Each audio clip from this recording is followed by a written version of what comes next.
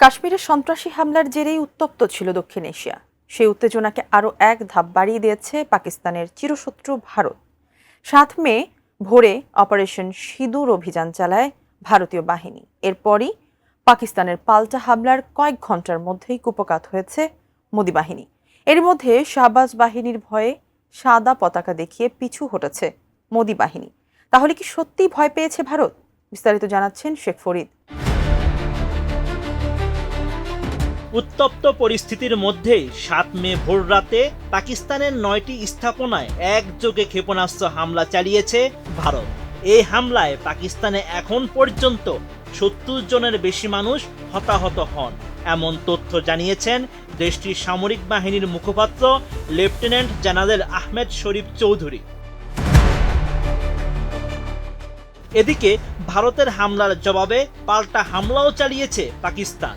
শাহবাজ বাহিনীর হামলায় ভারতের ৫টি যুদ্ধবিমান, একটি ড্রোন এবং একটি ব্রিগেড সদর দপ্তর ও চেকপোস্ট গুড়িয়ে দেওয়া হয়েছে।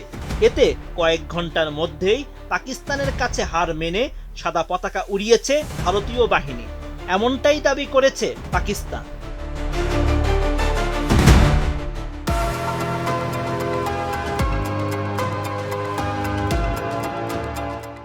৭ মে আল জাজিরার এক প্রতিবেদনে এমন তথ্য জানানো হয়। এতে বলা হয়েছে, পাকিস্তান সরকার তাদের অফিসিয়াল এক্স অ্যাকাউন্টে এমনই দাবি করেন। পাকিস্তানের তথ্য ও সম্প্রচার মন্ত্রী আতাউল্লাহ তারার এক্স অ্যাকাউন্টে লিখেন, প্রথমে ভারত তদন্তের প্রস্তাব থেকে পিছিয়ে যায়, এখন আবার সীমান্ত থেকে পালিয়েছে। তবে আল জাজিরা জানিয়েছে, পাকিস্তানের এই দাবি তারা স্বাধীনভাবে যাচাই করতে পারেনি। এদিকে পাকিস্তানের হামলার কয়েক ঘন্টার পরই বিশ্ববাসীর উদ্দেশ্যে একটি বার্তা দেন ভারতের পররাষ্ট্রমন্ত্রী এস জয়শঙ্কর। সামাজিক মাধ্যমে জয়শঙ্কর লিখেন, বিশ্বকে সন্ত্রাসবাদের প্রতি জিরো টলারেন্স দেখাতে হবে। এমন উত্তেজনার মধ্যেই ভারতকে কড়া হুঁশিয়ারি দিয়েছেন পাকিস্তানের জামায়াতে ইসলামীর সাবেক আমির সিরাজুল হক। তিনি বলেন, যুদ্ধ শুরু করেছে ভারত, কিন্তু এর শেষ করবে পাকিস্তান।